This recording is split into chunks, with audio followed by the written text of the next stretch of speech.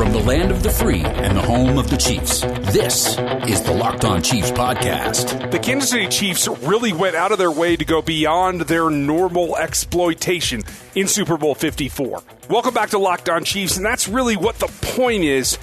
They took steps to go outside of their comfort zone. We're going to talk about that today as Seth Keysor of The Athletic rejoins me, and we're going to get a little bit deeper into a number of things, but that aspect is part of it. I'm Ryan from Locked On Chiefs, obviously, as well as RGR Football on YouTube and Rogue Analytics. And Rogue Analytics is where you can find the draft guide as we get closer to that point, but it's also the core athleticism matrix. It's the next generation, or three generations really, of the Spark idea. How do you measure athleticism across different position groups, across different athletes, and how do you apply them functionally to how they can help your football team? That's what Rogue Analytics is, and I'm really excited about this year. We're going to talk about how just the Chiefs' athleticism, how it sets them apart, that they have not just a speed demon in Tyreek Hill, but they have athleticism across the board. Even along the offensive line, they are built to be a zone running team, a team that has 5 athletic offensive linemen that can get out in space, they can get to the second level with not just power, but speed and explosion. And that's very important for how the Chiefs run their offense. There's no changing that. I don't see anything going away in 2020 from what Andy does in terms of his offensive line. There's going to be picks in this draft. They're going to come up that can fit the mold. There might even be a free agent or two along the offensive line that can maybe help out this team. There's a lot to go there, but getting Andy's jobs done is job number one. And when we get here in a minute with Seth, we're going to talk about what Andy Reid has done to complete that Super Bowl, to step out of his shell, to go a little bit farther beyond what he normally does. And a lot of what allows him to do that is the athleticism, particularly on offense, both at the skill positions and definitely at the quarterback, but some as well at the offensive line. But there's athleticism on defense as well. It's a shame that Juan Thornhill didn't get to finish the season because his athleticism was off the scale last draft cycle. That's why he's in KC. That's why he can cover the ground that he can cover. And that's why it allowed Tyrann Mathieu to come out of his shell, to be able to just hand off the deep space of the defense to Juan Thornhill. Now, Kendall Fuller did admirably filling in. Even Dan Sorensen played some back there. And in that Super Bowl in particular, they got some plays out of the secondary. Bashad Breeland, another guy that we're going to have to talk about in free agency coming up. But there is plenty to look at in terms of just that game culminating and what it has to turn into as we get ready to start the offseason. The combine is coming. The draft is coming. Starting tomorrow, we're going to start talking about how this team goes about replacing some of its athleticism, some of its weapons to keep up and try to make that run at returning to the Super Bowl. But for now, we're going to take a second, and then we're going to get back with Seth Keysor. We're going to dig deeper into a couple more topics, including Andy Reid and how they're going to move forward. And you nailed the conversation we had about Jones and where he's going. There's a contract thing. We'll talk about that later because I think the bigger thing that I want to touch on is your opinion of the aggression on the Chiefs side. I know you mentioned how Spags was attacking in the passing game, and I agree. But Andy went for fourth downs like he really did what we've been talking about for years and years. Yes. He was super aggressive on fourth down. And it was good to see. I don't know if it's because the way the game went or because he's just kind of changing his stripes or whatever, but because of the way the game went, they were really going, it seemed like the Niners were really going for, we're going to try to lower the number of possessions as much as possible. Because, I mean, each team got the ball, 4 times in the first half? I think it increases the variance. Yeah, it was just crazy to see. And the Chiefs were they were playing right into it a little bit at times. To be fair, they weren't having a lot of success throwing the ball either. So, I mean, they really were going for what seemed like a low variance or a high variance game, with a low number of possessions. Yeah. And the thing is, when you only are going to have an 8 or 9 possession game, every possession becomes incredibly valuable. And Reid played like he knew that. He called it like he knew that.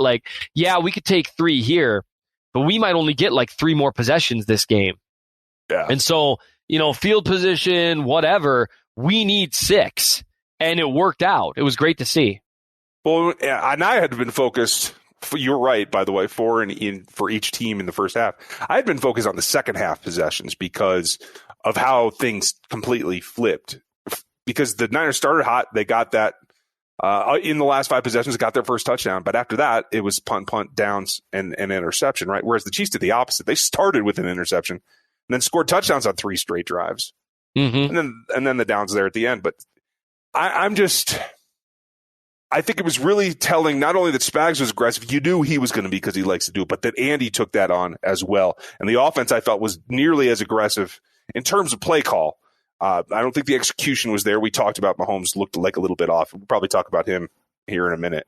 But on the flip side, what I wanted to get into about Kyle Shanahan, and I do think that he is an innovative coach in what he's done in his run game. And I do feel that it's taken a step above what he did in Atlanta.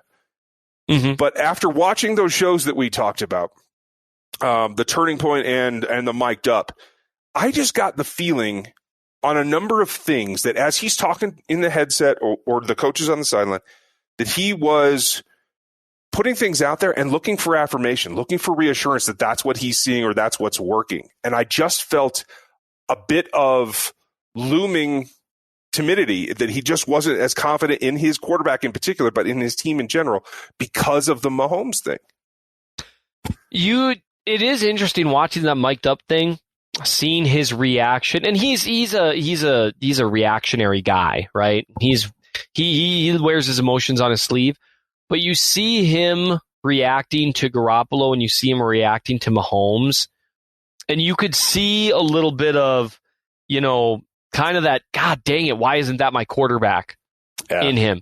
And I'm sure every coach feels that way. And so it's not me trying to bash Garoppolo or say that Shannon was throwing his guy under the bus. The biggest moment, I think, where you could see the visible frustration was when Garoppolo missed Sanders down the field. Absolutely. Because, man, that was a big throw. And, with a guy as talented as Sanders, even if you underthrow it, at least it gives him a chance to go back and make a play.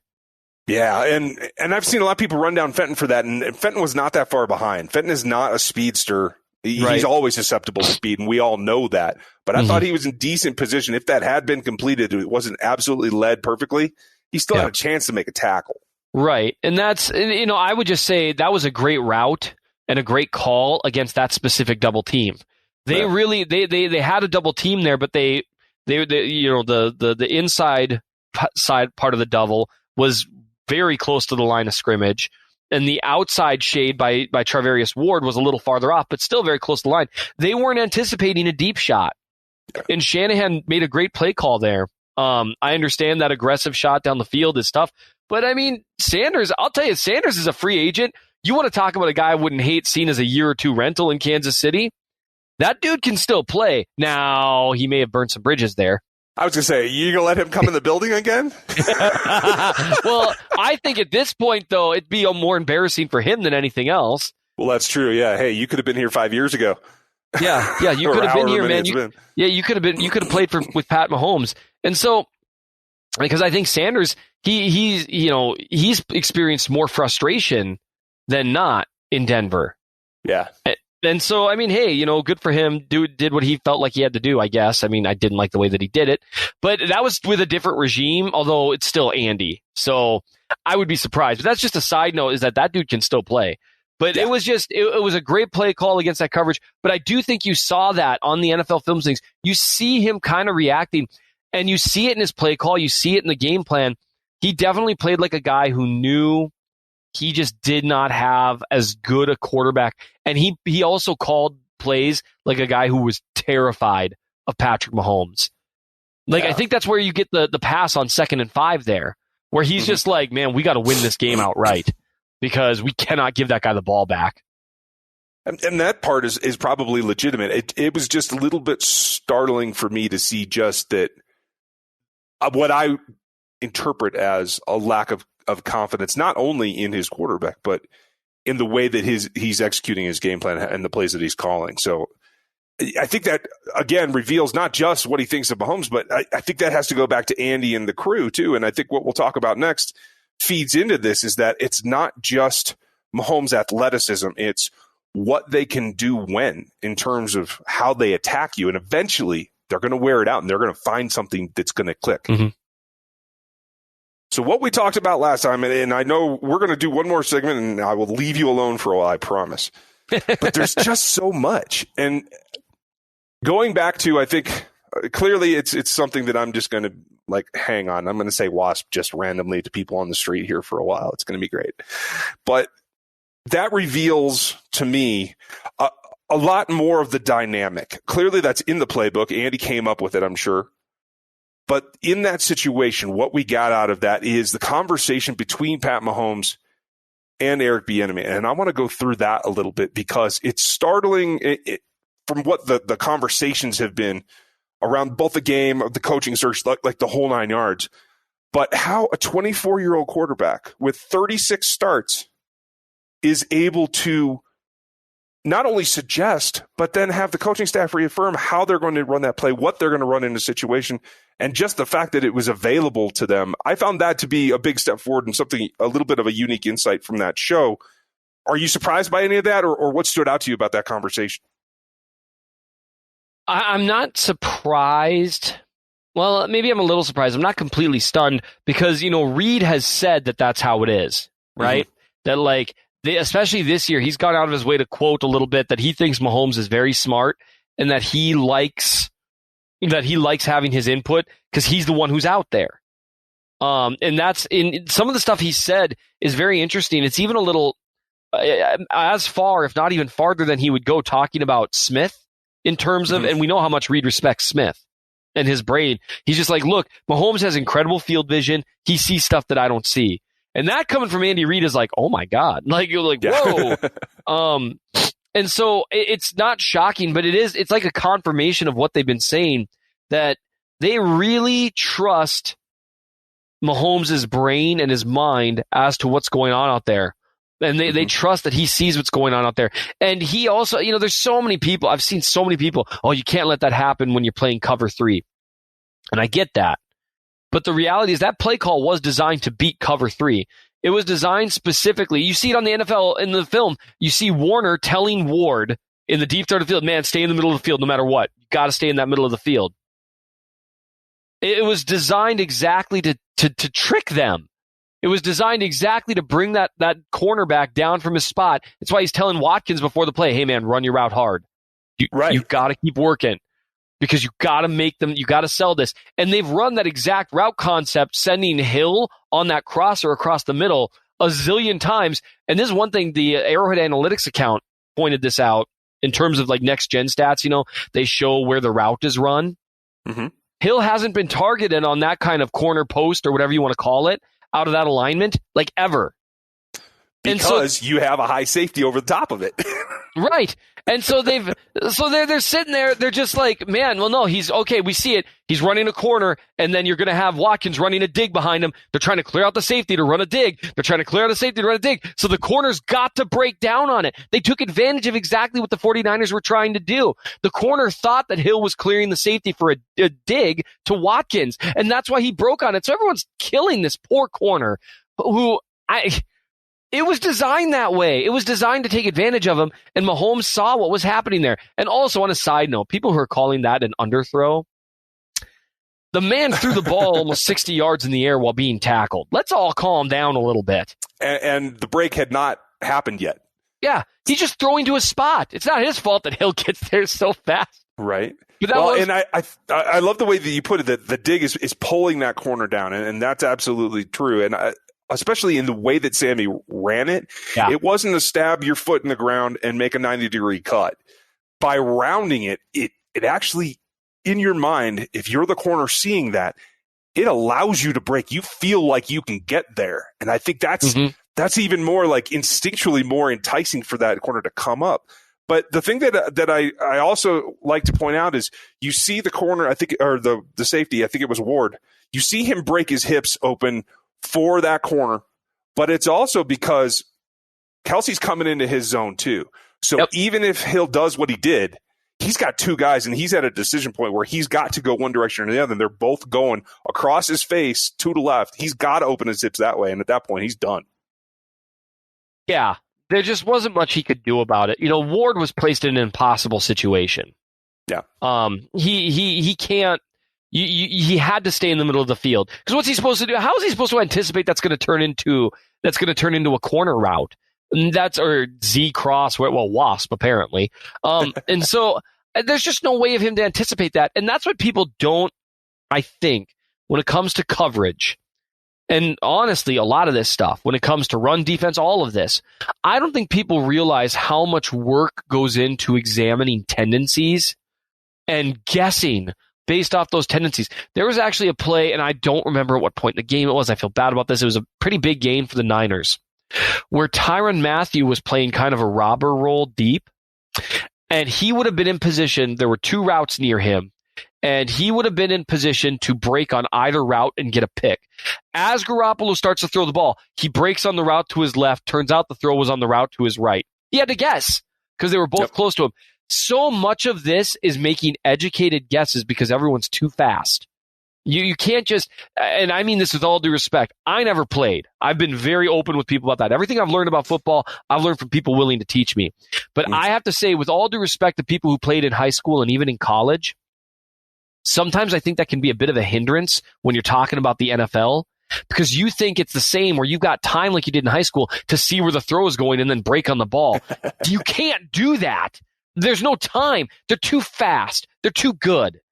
And so it's almost a hindrance. It's like, well, he saw the ball good and should have broke on it. No, there's no time for that. That ball was there. It's too fast. It just all happens in a blink of an eye. And the Matthew one, I think, is a good example to use as you're guessing. You're making educated guesses based on tendencies that you've seen. That's one reason Shanahan's run game is so good.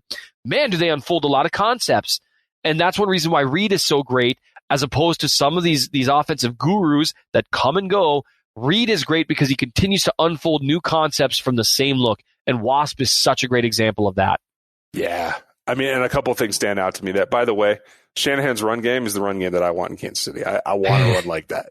Just for future reference. It's so fun. I think it's a great thing. And it wouldn't surprise me, knowing Andy, now that they've seen it up close, that wouldn't surprise me one bit, because they've got an athletic line, and they've got a guy in Damian Williams and in Darwin Thompson that I think can execute those runs. Yeah. And they've got a pretty good fullback. I'll give it that Juszczyk is a little bit more athletic than Anthony, but I don't think it's a huge margin. That said, getting back to Wasp, it's those tendencies that when you do have to guess, and it is educated guessing, but it's also on the offensive parts about understanding about what they may be doing against you. And I thought in that conversation, the thing that stood out to me first and foremost was not Mahomes doing like the gunslinger thing where I want to attack him deep. Let's go, XYZ, 4 verts or whatever. His first question at the enemy is, do we have time to run it? Yep. Because of the pressure that they had been getting all day. And I think that's a level of awareness about what you need to accomplish that it's a smaller thing than his arm talent and everything else that we always talk about. But that's just as much an evolutionary step for a quarterback as anything else. Oh, absolutely. Understanding context and game situation and realizing that, the bull crap thing to say in that situation is, I'll make it work. That's crap. That is trying to analyze the NFL as though it's something else. Yeah. He knew, look, Fisher got his butt kicked by Bosa. No shame in that. Bosa is unbelievable. Now, Fisher won a few matchups at crucial times. Mm-hmm. Including maybe it was the guard who had Bosa when he shoved him wide with Wasp. I can't remember whether that was Fisher. Yeah, because it was a stunt there. Anyway, Fisher was having a rough game because Nick Bosa, I got to tell you, just on a side note, in my opinion, I'm not sure if the 49ers defense is as collectively good as people think, or if Bosa is so good. I think he's like Von Miller from 3 years ago good. Yeah. It's frightening. You take him off that defense and you put even a good pass rusher there, not like a great one, but a really good one, even like a Melvin Ingram. I think their defense takes a huge step backwards because man, he is just a beast. Because Fisher's a good left tackle, but anyway, his understanding of I can't just make it work. I need to ask, man, do we have time for this? And then the way he executed it, there is an evolution to him there. I don't think he thinks he can bomb his way out of everything anymore. He is a smart quarterback. Someone said to me, I can't remember who it was, that they really think that even if Mahomes had just a good arm and good athleticism, like, you turn him into, like, I don't know, Matt Ryan athletically, he would still be a top 5 quarterback. And you know what? I think that might be true. Yeah, I mean, that's a sound argument. He's so awesome, man. It's so fun. This is so much fun. It's incredible to watch him, and it is entertaining that he continually does. I like the two sides of him. He does the classic quarterback thing where he's respectful of his teammates first. He's always saying we and talking about other players. And then you see his aggressive side when he's doing his little flex things, whatever. Like, you can feel that he's into it. And I feel like he does a good job managing that. And I feel bad for teams that have to play him. And just one other note, the other guy that I feel really bad for, though, that you're talking about, Bosa, I feel bad for Joey. Because Joey's not the best Bosa anymore. No.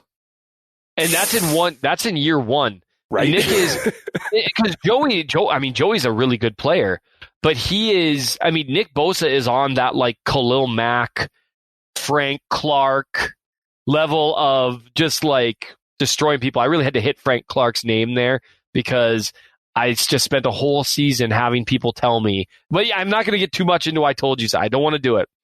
But man, turns out when Frank Clark is healthy, he's an elite edge. How about that? Yeah. Isn't that something? The front office, we're going to have a whole other show because I know we're out of time, but the front office and where they're going and what they've done to this point, I think has been impressive. And it all leads back to that this team has won a Super Bowl because of all these factors. Right. I don't think you can put just one up top. Do you? Obviously you put Mahomes up top and Reid up top. But that's just natural. Your coach and your quarterback are always going to be the biggest thing. True. They get you there. But in terms of the game itself, they don't win the Super Bowl. I mean, maybe you still do. It's, butterfly effect and all that. But, they needed Sammy Watkins. Mm-hmm. They needed Damian Williams. They needed Mitch Schwartz. They needed, Mahomes. But they needed Matthew. They needed Clark. They needed Jones. They needed all these guys to show up like they did. And, they needed Bashaud Breeland. Yeah. Man, he's a guy that I might have to swap out someone else and write about Breeland because he made some crucial stops. Yeah. He was heads up. This is the other thing, not just the whole offense peaking, not just the team peaking and being able to come back, but Bashaud Breeland by himself peaked at the right time in the most important game of his career. And he showed the guy that we thought he could be all season in that one game. Yeah, he and Fuller made themselves some money on Sunday. Mm-hmm. Yeah. Oh, we're gonna have to. We're not even talking contracts today, but we got a ton to talk about later. Yes, that sounds good, man. There's just so much. It's so great. I'm excited to write about as many players as I can over the next few weeks before the clock inevitably moves forward. Right. There's an expiration date, folks. It's at The Athletic. You can get a free discount by just saying Seth 3 times backwards or whatever. So go check out The Athletic, man. Thanks for the time today. Yeah, thanks for having me, man. This is always awesome. And folks, we'll talk to you next time. And tomorrow it begins. We start looking at free agency, the combine, the draft, how to build this team, add on, replace pieces, and get ready for 2020. Chris and I will be back with you tomorrow. Thanks for listening today, and we'll talk to you then. Ryan Tracy is the founder of Rogue Analytics and the host of RGR Football on YouTube. Follow him there. Chris Clark is a senior analyst at ChiefsDigest.com, where you can get his work. Rate and review at Apple Podcasts and subscribe on your preferred podcast platform.